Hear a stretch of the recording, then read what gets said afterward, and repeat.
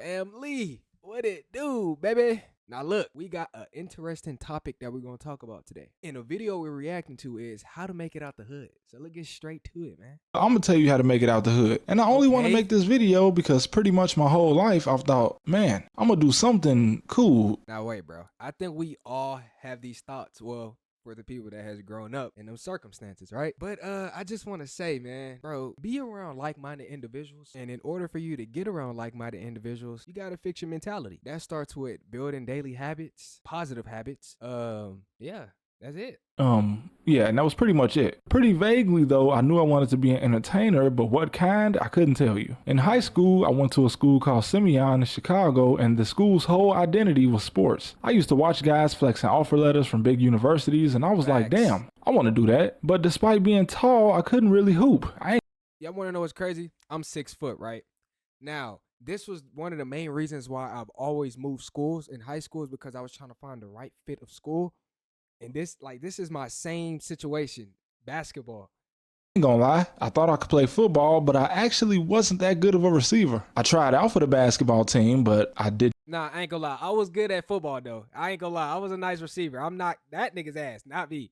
not score, and I found a nigga and he proceeded to make a contested layup while sliding into the crowd. They went crazy. I'm still convinced to this day that I was so trash that I single-handedly made him look like a better player. But the track coaches were always coming to me in lunch and the hallways trying to convince me that I should run cross country. I ran track too. I actually ran AAU track. Let's not get it fucked up. And that worked out for me. So at this point, I thought, this is what I've been talking about. I'm about to get these letters. We going to college, man. I told y'all. But I didn't actually get any letters. So I thought, okay, I'm gonna reach out. And after a few track meets, I started emailing the track and field coach at the University of Illinois in Champaign. And he did not email me back. And like a dumbass kid, I quit the team after my sophomore year. Now, I ain't gonna lie. For everybody who's trying to do sports, you gotta have film, bro. You really do have to have film when you reach out to college coaches, because that's all they go off of. Or networking. If your mom, your daddy, your coach know somebody, bro, you're in the door. It's either networking or film. And if you give film, your film has to be like polished, like beautiful, to where a sense of a coach cannot deny you.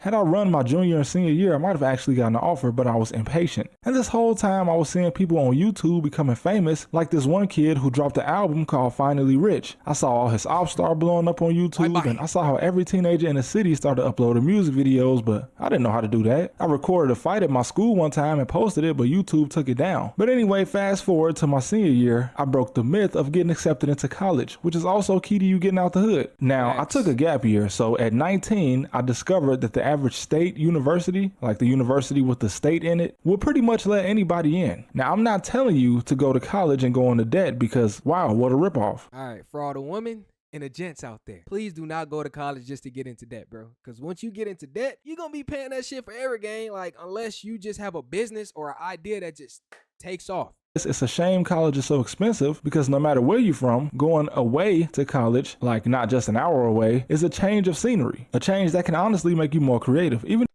No. It depends on the college. Because some of these colleges be having such ass of a scenery, gang. You can't do nothing around that bitch. Like, there's no way in hell you're going to create an idea in these little ass rooms. If you don't graduate, like if you're from the suburbs, go to university in a small college town, or at most a small college city like Tempe, Arizona. If you're from a big city, go to college in the middle of nowhere, essentially like Iowa State. This is one of the most popular colleges in the United States. But this is big schools though, bro. Like, I'm talking to the people who go to JUCOs. Some NAIAs are big schools, some of them. But I'm talking to the people that's within that area, you know, trying to make their way up. In a town of less than 100,000 people. I saw people on campus that wanted to be rappers and linking up with people that were majoring in audio production so they could become rappers. I saw people shooting music videos on campus, and for me, the fact that it was way more relaxed than Chicago is what eventually gave me the idea to pick up a microphone and start a YouTube channel. Now, one thing I can say though is college is the best place for networking, bro. If you got a chance to go to a big university, go, bro. In a sense of going for as a business mindset, because you're going to meet so many people from different parts of the world. Like, bro, go network as much as you can, be a cool little dude, and doors are just gonna open, bro. I'm telling you, future wise. And of course, if you're good with your hands or math, you can just get into a trade, which will pay you more than just trying to get a regular job in the hood. It's not easy though. One important thing you have to know in the hood or anywhere else is when to cut ties with people. I hung with a big crowd of people in high school and in college, but I can't be doing the same thing at 25 that I did at 19. In the hood, you always got one homie that always got a plan. Okay, that is true. But my thing is, bro, once you get in your 20s, how the fuck do y'all still think in a team mindset? Like, for those people, what really goes through your mind day by day? I want to know, because, like, nigga, when I was 16, I was trying to get a bag. Let's talk about it. Oh man, we can get rich if we do this, or if we put all our money together, we can do this, do. Man, listen, stay away from these guys. They all got plans, but no action. I had a dude tell me I was wasting my time going to college and I should just stay in Chicago and be a rapper. The same guy told me I should then be a rapper in college. And Now, see, that's dumb. Now, the only way you should be a rapper in college is if you got producer skills, right? In the sense of you could charge people studio time. But if they ain't showing no action, bro, don't listen to shit that they saying. Make it make sense. I said, all right, you might be on to something, but we need to shoot some music videos. And he said, no, people gotta hear you first. That's how you blow up. And in my head, I was like, no, it's not. Ain't nobody gonna stream your music if they don't know you. TikTok wasn't a thing yet. It was around the corner, but it didn't exist at the time of me Okay, so this friend is on to something, though. Let's talk about it. He's ahead of the game. That's crazy. being in college, so there was no trending sounds. People like this is not much different than a jailhouse lawyer, which if you don't know what that is, imagine you get locked up for something and you're debating whether you want to plead guilty or fight it. Then another guy in the same jail gives you very poor legal advice, but he's so slow, he's standing on it as if he just really told you something. Like when you're guilty of something and you'll get less time just pleading guilty, but this guy convinces you to fight it where they can take you to trial and give your ass the max. Exactly, bro. I ain't gonna lie. If you not built for certain shit, don't do it. Like, who gives a fuck what this person say, bro? And that's one of the key elements of staying out of trouble in the hood. For instance, when I was a teenager, me and my friends caught a petty property damage charge because one of us threw a can of pop at a bus. Pretty stupid, but obviously we did it, so we agreed to plead guilty. But my one friend was completely against this, and he said, "No, man, you don't gotta plead guilty. They ain't got no proof that we did it." And I'm just thinking, nigga, we did it on a main street. There's cameras everywhere, and not to mention that, the bus driver physically witnessed us do it. But This is why I say, bro, make it make sense, bro. Like, luckily, this dude right here is a very logical and smart individual to not believe that bullshit. But for those of you who actually was think to believe that shit, it depends on where you're at. If you're in a rural area, okay, you might got a chance. But nigga, if you're in the middle of the city, gang, nigga, you're guilty. because we pled guilty and took responsibility, the city agreed to drop the charges as long as we apologized to the bus driver, which we did. And my homie only did so once the public defender told his mom they were gonna drop the charges since it was so petty. But had we listened to him, we would have had to pay the city back $1,200 in damages. And This is why I say make it make sense, gang. since I mentioned being a rapper so many times, let's make something very clear about the myth in the hood that rapping is an actual way to make it out. Half the kids in the hood that rap are drill rappers, which labels for the most part don't sign. Why can't we get some singers or something, gang? Like, let's get some more weekend type vibes. Don Tolliver, like, y'all motherfuckers all want to be like Chief Keef and YB, bro. We need some new vibes. And if you got some new vibes, hit my comment below and send it to me. Your only hope is to have some kind of ties to a group of guys from your city that did make it out. Why you think all these guys around Lil Durk, you ain't never heard their music, but they got on OTF chains, they in all the music videos counting money, but these niggas can't rap. It's just nepotism, you get it? And on the other hand, if you from the hood and you just make regular rap songs that's not drill, well, now you just blend in with all of the millions of other regular rappers from the suburbs to the hood, right? Okay, so look, for those of you who do got traction right now, and you are talking to labels, cut off everybody around you right now who's not your day one. Because I'm going to tell you why. When you sign that deal, right, you're going to have to take care of everybody around you. Grown men. So if you was to just nip that in the bud right now, you ain't going to have to do that in the future, right? Because think about it. In the future, motherfuckers, you tell them no, now they're going to try to set you up and kill you. It's a occurring cycle, gang. So do it right now. So you don't go broke and you don't go back to the hood. Rappers don't get signed based on talent. They barely get signed for building a buzz. Nowadays, building a buzz won't get you shit but a no jumper interview where Adam don't even pay you. Nowadays, but if you had that Chief Keef type of energy where you create a whole new wave, gang, then they're gonna sign you. Like Yeet, use Yeet as an example. They signed his ass quick off one song. In 2012, Interscope gave Chief Keef a $400,000 advance, $300,000 for an album, another $400,000 just for his friends, and $40,000 just for his cousin. All of this and much more was given to a 17-year-old in a deal that was worth up to $6 million.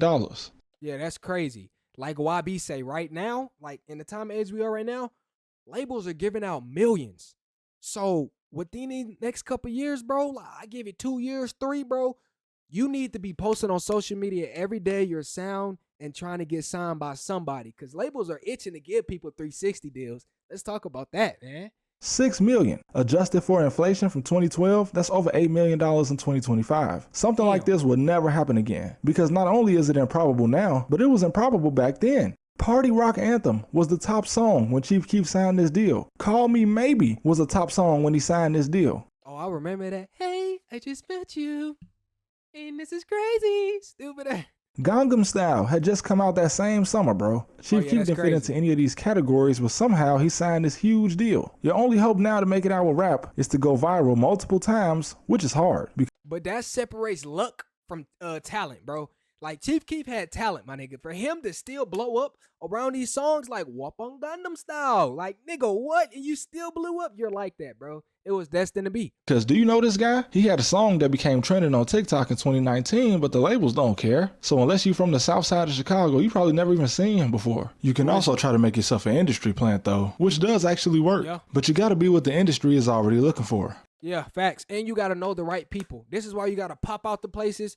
And when I mean pop out, nigga, I don't mean go party and have fun. I mean pop out strictly to events that you know for sure you're gonna run into somebody in that motherfucker, okay?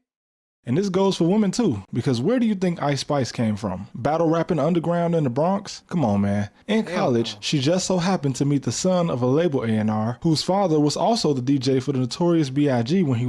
What did I tell y'all? What the fuck did I tell y'all, bro? Go to college and network. You never know who you gonna meet, bro. And if you don't go to college, make sure you popping out to events, gang.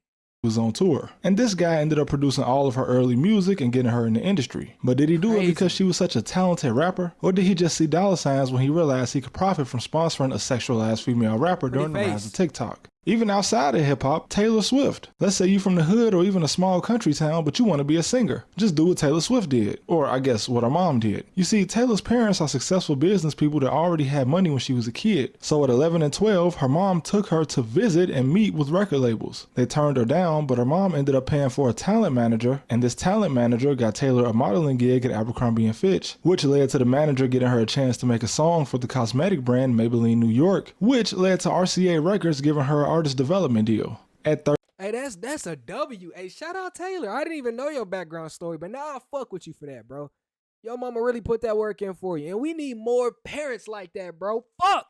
If we all had parents like that, that should be lit and more easier, gang. 13 years old, and they basically developed her until she was able to put out her first album at 16. Now, of course, her talent at playing instruments, singing, and songwriting all helped this work out for her, but if her mom wasn't able to afford a talent manager or didn't have the means to get her into meetings with record labels in 6th grade, we might not even know who Taylor Swift was. And I know that this section of the video is primarily about making it out of the hood through entertainment, but since that's what so many people aspire to, I figured I might as well make this section the longest because I'm not a finance bro.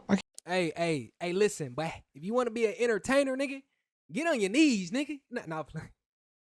I'm playing, fool. But nah, it's all about who you know at the end of the day, bro. This shit is not luck or skill.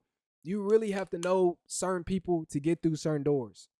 I can't tell you what investment to make that's gonna make you rich because that's not how I made money. In fact, we'd probably lose money together. And that's why you never see me promoting some type of cryptocurrency because I don't even understand all that, bro. Also, never listen to a finance bro because most people that got rich from investments and trading stock didn't learn how to do it from social media content. Some guys taught themselves how to do it, some had mentors, and some just had rich parents that told them what to invest in.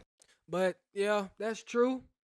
And now today age, like the older generation gotta understand certain shit just ain't gonna work how it used to work back then. Now, don't get me wrong, real estate, you always gonna make money from that. Sales, just whatever, if you can provide something to a group of people, you're always gonna be rich from that. So it just really depends on what it is. And right now, social media, a lot of older people don't really know nothing about it. But investment wise, you know, if you want to make quicker bag legally, real estate. Or another way, credit. To make it out the hood, you have to know what's outside the hood. You can't tell me college is a scam if you've never been. Some people get scholarships and graduate with no student loans and start a promising Riding the career. blunt It's with not the a scam for Ferrari? them. And you can't tell me how to invest if you broke. You better off asking a psychic to tell you the winning lottery numbers. You want to make it out the hood, do something you love and stick to it. Don't listen to people who never tried, and don't listen to your hating ass friends. Bro, if anybody tell you, don't ask nobody for advice that you wouldn't switch lives with. That was something an older, like, really wise dude told me. And from now on, bro, well, ever since then, I always look at people like, if somebody try to give me advice and I look at their life, I'm like, would I switch lives with these motherfuckers? Hell no. So I'm not gonna listen to you. I think my family was looking at me crazy talking about this YouTube stuff, and they were only nice to me because they didn't want to crush my dreams. But they probably didn't know I would ever have more than 1,000 subscribers. I kind of thought I would, and thank God. Speaking of that, Jesus. Who doesn't love Jesus? Seriously Hey, shout out my nigga Jesus. Oh God. though, having faith in something goes a long way. I can't tell you what to believe in, but you believe in something, it'll be easier for you to believe in yourself. I do, however, encourage you guys to avoid psychics and tarot card readings, because come on, bro, we're not even gonna play like that. And you I ain't gonna lie. I don't talk down on nobody's beliefs because God say you shall not judge other individuals. But if that's what you choose to do, even though I don't recommend it unless you do your research, then hey, go at it. know, some people will write a whole book and charge you $20 a copy to tell you what I just told you in this video.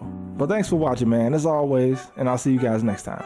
I ain't gonna lie, bro. If you do choose to sell courses, bro, do it at your own discretion. Just make sure that you really give people the knowledge that they're paying for, bro. Because you don't want karma to come back to you, gang. But anyways, thank you for watching this video, and I'll see you guys in the next one. Peace.